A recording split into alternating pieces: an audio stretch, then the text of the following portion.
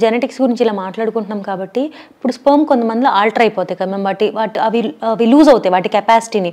So ఓవరీని stimulate చేసి అందులోకి వెళ్ళే కెపాసిటీని లూజ్ అవుతాయి. సో ఫెర్టిలైజేషన్ జరగదు. సో అలాంటి వాళ్ళల్లో మనం ఐవీఎఫ్ఐ చేస్తామా మ్యామ్? అప్పుడు ఇక్సీ అనేది కూడా అడ్వైస్ చేస్తామండి. ఒకటి ఇప్పుడు నార్మల్గా ఐవీఎఫ్ ఏంటంటే ఎగ్ స్పర్మ్ పక్కపక్కనే పెడతాం. ఇప్పుడు ఒక ఎగ్ తీసుకొని ఒక చుట్టూతో ఒక 50,000 స్పర్మ్స్ అనేవి పెడతాము. దాని తర్వాత మళ్ళీ న్యాచురల్గానే ప్రెగ్నెన్సీ అంటే ఫర్టిలైజేషన్ అవ్వాలి. అంటే స్పర్మ్ మళ్ళీ అంతే ఇందాక చెప్పినట్టు కొన్ని మిలియన్స్ ఆఫ్ స్పర్మ్స్ దాన్ని ఫైట్ చేసుకొని ఒక ఎగ్ని వాల్ని పెనెట్రేట్ చేయాలి ఒక స్పర్మ్ అనేది. సో కొన్నిసార్లు మీరు అన్నట్టు ఆ స్పర్మ్ ఫర్టిలైజింగ్ కెపాసిటీ తగ్గిపోతుంది కొన్ని స్పర్మ్స్కి. సో అట్లా చేసినా మళ్ళీ ప్రెగ్నెన్సీ రావట్లేదు అన్నప్పుడు అట్లాంటి హిస్టరీ ఉన్న వాళ్ళకి ఇక్సీ అనేది అడ్వైస్ చేస్తాం. ఇక్సీలో ఏం చేస్తామంటే ఒక ఎగ్ ఒక స్పర్మ్ డైరెక్ట్గా సెలెక్ట్ చేసుకొని ఆ స్పర్మ్ని డైరెక్ట్గా ఎగ్లోకి ఇంజెక్ట్ చేయడం జరుగుతుందండి. సో ఈ ఫర్టిలైజేషన్ ప్రాబ్లమ్స్ ఉన్న వాళ్ళలో ఈ ఇక్సీ అనేది అడ్వైస్ చేస్తాం రాదర్ దెన్ ఐవీఎఫ్. సో ఇప్పుడున్న కరెంట్ లైఫ్ స్టైల్ అనేది చాలా బిజీ లైఫ్ స్టైల్ జరుగుతుంది అండ్ స్ట్రెస్ మోస్ట్ కామన్గా అందరూ ఫేస్ చేస్తున్నారు. సో దానివల్ల ఎలాంటి సెక్షువల్ రిలేటెడ్ ప్రాబ్లమ్స్ వస్తాయి అండ్ ఫిటలిటీ ప్రాబ్లమ్స్ వస్తాయి? ఇప్పుడు ఇన్ఫర్టిలిటీ ఎందుకు పెరిగింది ఇన్సిడెన్స్ అనేదానికి one of the prime reasons is life style problems అని చెప్తున్నామండి. అంటే బోత్ మేల్స్ అండ్ ఫీమేల్స్లో కూడా. సో ఒకప్పుడు ఏంటంటే ఎర్లీ మ్యారేజెస్ ఇదంతా ఉండేది అండ్ వాళ్ళకి ఏంటంటే వాకింగ్ చాలా దూరం నడవడం దేనికైనా మనలాగా స్మార్ట్ గ్యాడ్జెట్స్ ఏం లేవు వాళ్ళకి. మనం ఇప్పుడు ఏంటంటే ఫ్యాన్ ఆన్ చేయాలన్నా జస్ట్ రిమోట్ ఆన్ చేస్తే సరిపోతుంది, అక్కడికి వెళ్ళడం అవసరం లేదు. సో ఈ సెడెంటరీ లైఫ్ స్టైల్ అనేది చాలా ఎక్కువైపోయిందండి మనకి. దానివల్ల ఒబేసిటీ అంటే బరువు పెరగడము, మనం తినే food junk food, adulterated food and రీసెంట్గా కొన్ని స్టడీస్లో ఏంటంటే ఈవెన్ మేల్ టెస్టిస్లో కూడా మైక్రో ప్లాస్టిక్స్ వెళ్ళిపోయి ఉన్నాయి.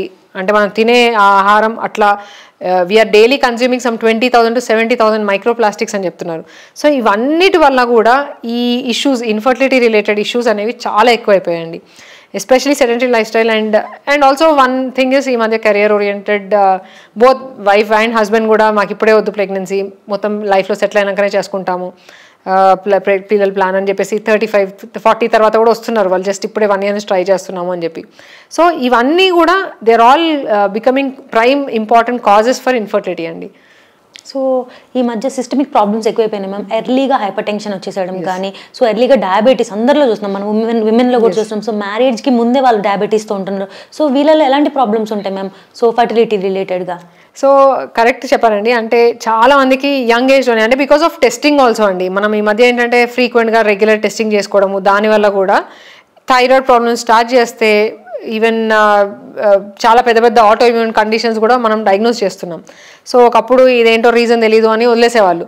ఇప్పుడు ఏంటంటే థైరాయిడ్ మీరు అన్నట్టు హైపర్ టెన్షన్ యంగ్ ఏజ్లోనే బీపీ ఎక్కువ అయిపోవడము, వాళ్ళకి ఫిట్స్ త్రో చేయడం అట్లాంటివి చూస్తున్నాము, రీనల్ డ్యామేజ్ అవ్వడము, ఈవెన్ షుగర్ కూడా కంట్రోల్ లేకపోవడం, ఇలాంటి డెఫినెట్గా చాలా కామన్గా చూస్తున్నాము. అండ్ దీనివల్ల ఏంటంటే డెఫినెట్గా బోత్ వైఫ్ అండ్ హస్బెండ్లో కూడా అంటే మగవాళ్ళలో ఏంటంటే స్పర్మ్ కౌంట్ మార్ఫాలజీ తగ్గుతుంది అండ్ మీరు అన్నట్టు స్పర్మ్ ఫర్టిలైజింగ్ కెపాసిటీ కూడా తగ్గుతుంది. షుగర్స్ అన్కంట్రోల్డ్ ఉన్న డిఎన్ఏ డ్యామేజ్ అనేది ఎక్కువ ఉంటుంది.